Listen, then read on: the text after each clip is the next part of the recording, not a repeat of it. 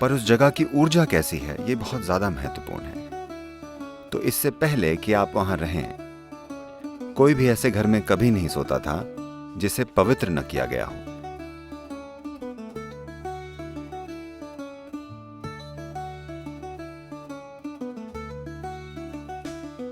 भारत में आमतौर पर 2 तरह के गृह प्रवेश की रस्में की जाती हैं। जब एक लड़की की शादी होती है तब वह गृह प्रवेश करती है, यानी वो अपने पति के घर में प्रवेश करती है। ये एक बड़ी चीज है। अब ऐसा नहीं होता क्योंकि वे पहले ही साथ रहने लगे हैं।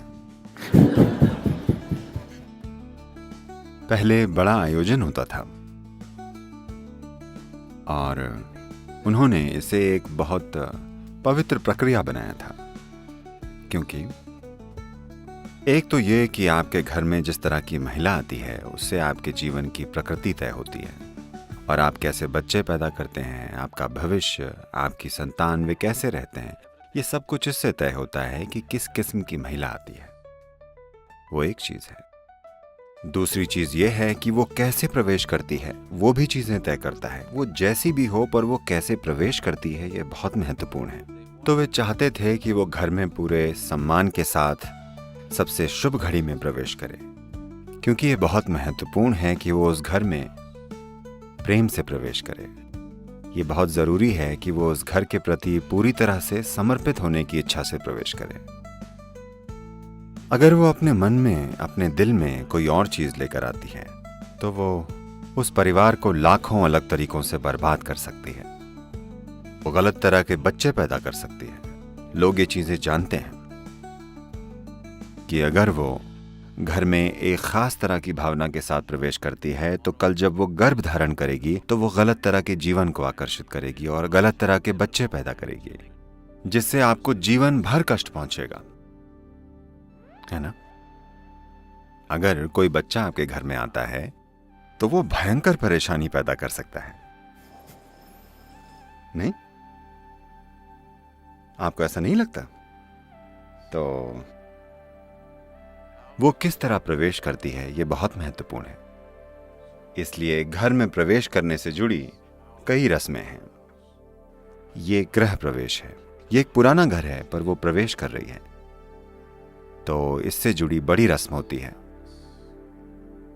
धीरे धीरे ये रस्म छोटी और छोटी और ज्यादा छोटी होती चली गई और अब वो शादी से पहले ही घर आ जाती है। तो अब इसका कोई मायने नहीं रह गया कि वो कैसे प्रवेश करती है, क्योंकि आपको ये समझना होगा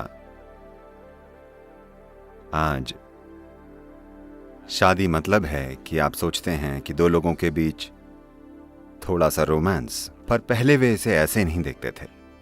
उन्होंने इसे एक साझेदारी की तरह देखा जिससे उनके और उनके बच्चों के बारे में सब कुछ तय होगा और इस परिवार का भविष्य इस पर निर्भर करेगा कि वो महिला कैसी है और इस घर में कैसे प्रवेश करती है। तो उन्होंने पूरा ध्यान रखा कि वो घर में सही तरीके से प्रवेश करे।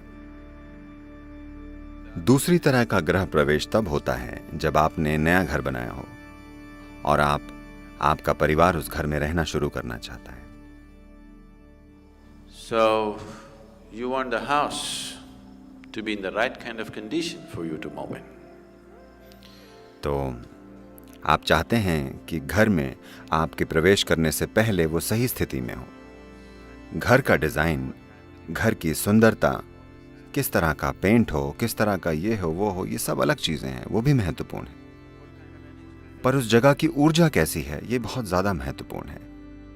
तो इससे पहले कि आप वहां रहें, कोई भी ऐसे घर में कभी नहीं सोता था जिसे पवित्र न किया गया हो। तो यह स्थान की प्राण प्रतिष्ठा करने का एक छोटा रूप है। घर में रहने से पहले घर को, उस स्थान को प्राण प्रतिष्ठा द्वारा पवित्र किया जाना चाहिए, वरना लोग वहां जाकर नहीं रहेंगे। ये सभी चीजें जो की जाती थीं वो मुख्य रूप से जीवन ऊर्जा का एक उन्नत रूप बनाने के लिए की जाती थीं, ताकि वहां रहने वाले लोग स्वाभाविक रूप से खुशहाली की ओर बढ़ें और ये समझ कि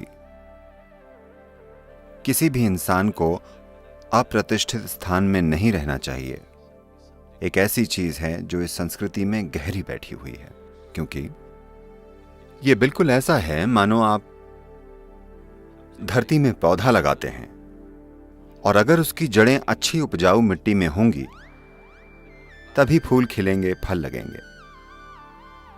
जिस मिट्टी में ये जड़ें हैं, अगर वो पर्याप्त समृद्ध नहीं है, जीवन को कायम करने के लिए पर्याप्त उन्नत नहीं है, तो फूल और फल नहीं आएंगे। अगर वो आते भी हैं तो बहुत कम होंगे। It will never be a full-blown. कभी भरपूर फूल नहीं आएंगे, पौधा कभी भरपूर फल नहीं देगा। तो जीवन के इन पहलुओं पर हमने हमेशा अत्यधिक ध्यान, बहुत महत्व दिया। आप क्या खाते हैं ये बस उसके बारे में नहीं है, या आप किस तरह का काम करते हैं ये बस उसके बारे में नहीं है, आप किस तरह के स्थान में रहते हैं, पूर्व में ये बहुत महत्वपूर्ण है। तो लोग जो भी सबसे अच्छा तरीका जानते थे उसके मुताबिक उन्होंने हमेशा अपने घरों को प्रतिष्ठित किया और उसके बाद ही उसमें रहने गए। अगर राजा समझदार और दयालु थे तो वे पूरे शहर को प्राण प्रतिष्ठित कर देते थे। वे शहर में तमामों स्थान बना देते थे ताकि पूरा शहर प्राण प्रतिष्ठित हो जाए। वे चाहते थे कि हर कोई प्राण प्रतिष्ठित स्थान में रहे, चाहे आप सड़क पर घूमें या आप धंधा करें या आप उस शहर में रहते हैं, तो हर किसी को एक प्राण प्रतिष्ठित स्थान पर रहना चाहिए। क्योंकि अगर आप उन्नत इंसानों की पीढ़ियां बनाना चाहते हैं तो आपको इस किस्म का स्थान चाहिए, वरना बस संयोग से या व्यक्तिगत प्रेरणा से ही कोई कुछ बन सकता है। आप शानदार लोगों की पूरी पीढ़ी तैयार नहीं करेंगे। This culture produced a galaxy of knowledge. इस संस्कृति ने ज्ञान का भंडार और आत्मज्ञानियों की कतार पैदा की है। हर पीढ़ी ऐसा बस इसलिए पैदा कर पाई क्योंकि उन्होंने ऐसे कई पहलुओं का ध्यान रखा। इस धरती पर और कहीं भी लोगों की एक पीढ़ी भी ज्ञान की गौरवशाली ऊंचाइयों तक नहीं पहुंची है जितनी यहां पहुंची है। पर पिछले कुछ 100 सालों में वो सब टूट फूट गया। पिछले 800 या 900 सालों में ये बुरी तरह खत्म हो गया, क्योंकि आक्रमण हुए, लोग दूसरी जगह चले गए और भी दूसरी चीजें हुई। मैं बता रहा हूं, आप असाधारण बुद्धि वाले, अत्यंत ऊर्जावान इंसान तैयार कर सकते हैं।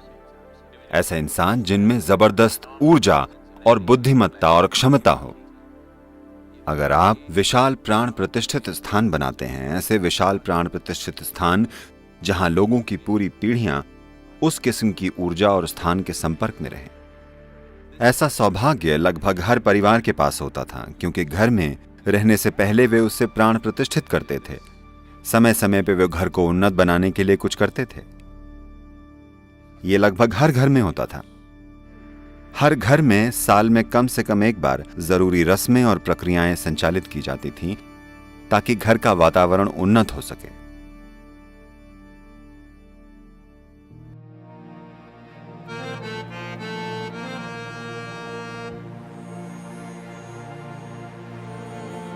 आप एक दिन में नहीं मरते,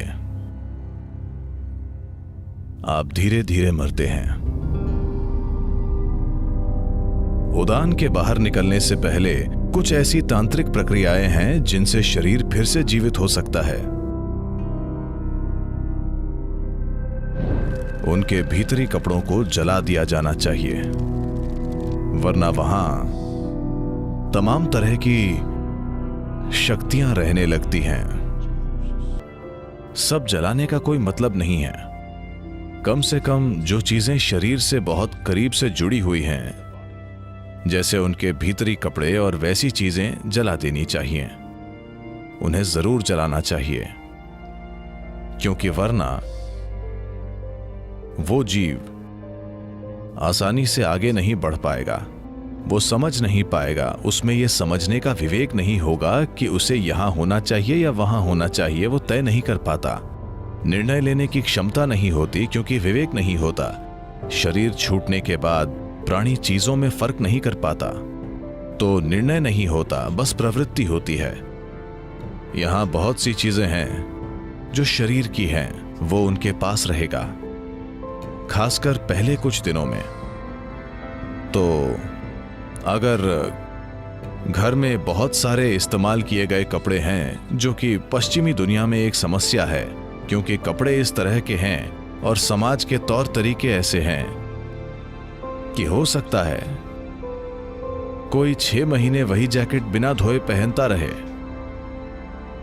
हाँ, आप उसका इस्तेमाल करते हैं और वहीं लटका देते हैं क्योंकि वहां ठंड है और शायद आपको इतना पसीना नहीं आता, इस्तेमाल करके लटका देते हैं। भारत में ऐसा संभव नहीं। अगर किसी चीज का इस्तेमाल होता है तो उसे धोया जाता है।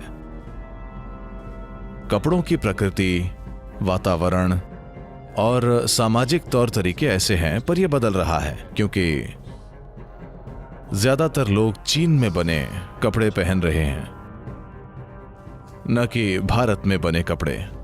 तो वे ऐसे कपड़ों का उपयोग कर रहे हैं, स्वाभाविक रूप से उनका इस्तेमाल करके उन्हें लटका देते हैं, न कि धोते हैं। इन बातों का ध्यान रखकर हर पहलू को संभाला गया था, पर हम इसे बड़े पैमाने पर खो रहे हैं। इन कपड़ों का बार बार इस्तेमाल करके लटका दिया जाता है। तो आप प्रयोग कर सकते हैं। वैसे आज कुत्ते मौजूद हैं। अगर आप एक पुलिस का कुत्ता लाएं और यहां 1000 जैकेट हों और आप उसे कहें कि जिम की जैकेट बताओ, तो वो बता देगा।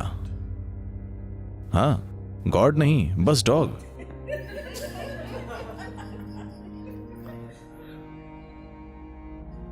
तो जाहिर है आप वहां उस जैकेट में कई तरह से मौजूद हैं, है ना, जिसे कुत्ता भी देख सकता है। तो जब किसी व्यक्ति के जाने के बाद भी When a person has departed, उसका शरीर कई रूपों में वहीं होता है, तो कई तरह की ताकतें वहां रहने लगती हैं। न केवल उस व्यक्ति की ऊर्जाएं वहां होती हैं, बल्कि दूसरी कई प्रकार की शक्तियां भी। आपका जैकेट एक तरह से खाली शरीर है और शरीर को खाली छोड़ना ठीक नहीं है। तो या तो इसे तुरंत धो दीजिए। भारत में सभी महंगे कपड़ों को धो दिया जाता है।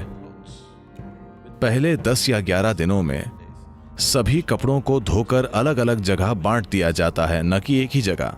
सारे कपड़े एक ही परिवार को नहीं दिए जाते। आप ये पक्का करते हैं कि जैकेट यहां जाए, पैंट वहां जाए, वो वहां और ये वहां जाए, ताकि सब कुछ इतना फैल जाए कि कोई भी महत्वपूर्ण उपस्थिति न हो। significant presence is not there. या फिर शरीर के साथ जो भी कपड़ा गहरा जुड़ा था उसे जला दें। इनमें से एक काम जरूर करना चाहिए। या तो आपको उन्हें 50 राज्यों में देना चाहिए ताकि बूढ़ा व्यक्ति भ्रमित न रहे कि कहां जाना है, या आपको उन्हें जला देना चाहिए।